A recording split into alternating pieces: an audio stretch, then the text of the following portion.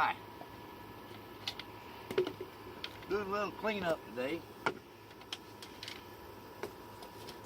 We got a little construction and destruction going on at the Pagan Gardener this week.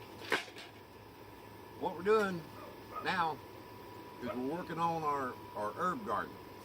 As you'll notice, we replaced our porch at the front entrance here of the parsonage. We got a big sturdy porch on. We tore down the old porch, throwed all the rotted lumber over there across the street to be picked up by the city. And now we got a big strong porch over here. And what we're doing now is getting ready to set for next spring. This is all going to be our herb garden. We got April down there. We tore out all the tomato plants we had over here this year. April's down there getting beds ready. And we're going to clean all this up and start marking out where we're going to put our herbs next year. So what you're going to see here is this entire area is going to be, we got some herbs growing already, but this year we used part of this area for our community garden. That's why we grew some tomatoes over here, because we didn't have all that set.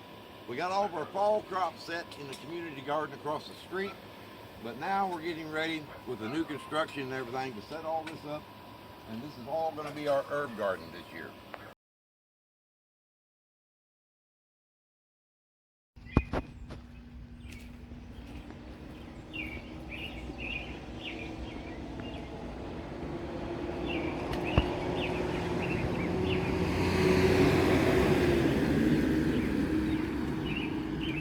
Hey, Terry Riley here with another Pagan Gardener video. It's been about a year since we started working on our herb garden area here at the church. And I thought today I'd just give you a little tour and show you some of the progress we made. If you've been following the Pagan Gardener videos, you can go back and see what all this area looked like about a year ago. I think we're going to put a link in the comments below so you can see what progress we made in the past year here at the church at our herb garden. So we're going to start in this area here. This is actually the back entrance of the herb garden, and over in this area we've got onions growing right now. I just recently today put out some woad plants, W-O-A-D. This is the plants that the Celts used to make their blue dye. So we got some church members that want to experiment with that, so they ordered the woad plants, and then they'll go through the process of making woad dye, the blue dye that the Celts used. And just recently put this out. This is just put this out yesterday. This is fleabane. Native Americans have been using this herb for hundreds and hundreds of years, and they use it for multiple medicinal purposes. It's a diuretic. They use it for toothaches. They used it for a lot of things back in the day. And you do a lot of research on it. They used it for hundreds of different ailments. And every tribe of the Native American tribe used this herb over the past at least 100 years. So now let me get ahead of you here. So I can go around this way. Okay, now you can see more of the herb garden. Okay, this is our spearmint. I've kept it in this vase here, or this flower pot, because this is very invasive. If you put that in the garden area, it just covers everything. So this is our spearmint. We got some peppermint growing on the back side of the property over there, but this is where I keep the spearmint right now. And this area right here this is our catnip.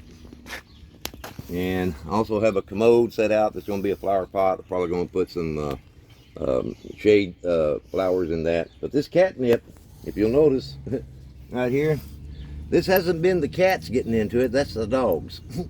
Strange thing. Catnip works right reversed on dogs than it does with catnip. I mean with cats. The cats get in there and they roll around in it, and it affects them and makes them kind of go lollygag. Okay, when the dogs chew on it, they just get lazy and go to sleep. So it's kind of a sedative for dogs, but it's a highly expandable thing for cats. So right now we got so many dogs here, the cats don't get any catnip, but the dogs come by and chew on it, and they do pretty well. Then they go take a nap. This is our little seeding area. This is our pavers we put in. I just got them in about 3 weeks ago, and I wanted a little seeding area in our herb garden, so this is where this is at. When I start my plants each year, you know, get them starts before I put them in the ground. This is what I use to start my plants, because the leaves in the trees are not out yet, and we get good morning sun here. So I start my pots and my plants in this little windowsill here. When it comes time, I transfer them back out here. In this big pot here, we got a elephant ear that hadn't come up yet. I planted it in there. A giant elephant ear is going to be coming out of there. This is my little sign I always like. You know, this is my favorite spot on the property. The garden is my happy place.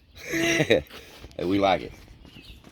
This little area here is a place I set up. Somebody was throwing away the old tires, and I decided to make planters out of them, and they make really great planters. As you can see, this one here, we got sweet basil, and we have oregano, lavender, and I got some thyme over here. These are mainly the culinary herbs that you use in cooking and stuff. I do have a echinacea, or purple coneflower, in this tire here, so it'll come up. And then over here we have some rosemary, some English thyme, and some pennyroyal in this flat here. Now I come to this bush. I'm very proud of my rose bush. I transplanted this rose bush 3 years ago from Apple Oak Grove Church in Tennessee. Tim Rickman was good enough to give me a cutting on it, and I started growing it. And over here, and this is the first year that it's bloomed, and we have beautiful purple roses. He told me they were purple roses, so you don't hardly ever see them growing like that, but this thing just budded out, and we got hundreds of them this year. So I'm very proud that we finally got our roses blooming this year. The only other thing I got going over here is 3 different kinds of basil. There's a dark basil, sweet basil, and then I forget the other kind over there. And that is coriander, cilantro, another culinary herb. Then over here, marjoram. So I just got these put out this year, and in a little while we'll start harvesting them and drying them and stuff, and use them. And the priestesses in there will use it for teas and herbs and cooking and stuff like that. This is lemon balm. I found out last year this stuff is very invasive as well, so that's why I put it in a pot. If you put it out, it's just like mint. It'll just cover everything. So this is the progress we made on our herb garden here. We also have our community garden that we grow vegetables in down the road. And this year we done got our fruit stand and vegetable stand set up across the street. When we harvest the vegetables and stuff, we give that away to the community. We give it to the low-income families and the elderly and stuff, so they can come by and get free vegetables. It's just our way of giving back to the community. So if you like what we're doing here at Southern Delta Church of Wicca, and you like the Pagan Gardener videos, and you're following us, hit that little subscribe button up there, and tell your friends about it too. We like as many subscribers as we can get. Also, there's a little bell thing up there too. Hit that little dingy-lang thing. That way you'll get notifications every time we put out a new video. And we're going to be putting out more about the herbs and the teas and the medicinal properties of the herbs as they grow. So we'll be having more and more videos about herbology. Now we're not claiming to be herbalists by any stretch of the imagination, but we do know some herbs that are very good, and what we put out there is perfectly safe. So we want to, you know, so I guess we'll hug on to my little cypress tree I planted 5 years ago, and it's growing really tall. Has to have a lot of water. So till next time, this is Terry Riley for the Pagan Gardener. Keep tuning in. Tell your friends about it. Blessed be.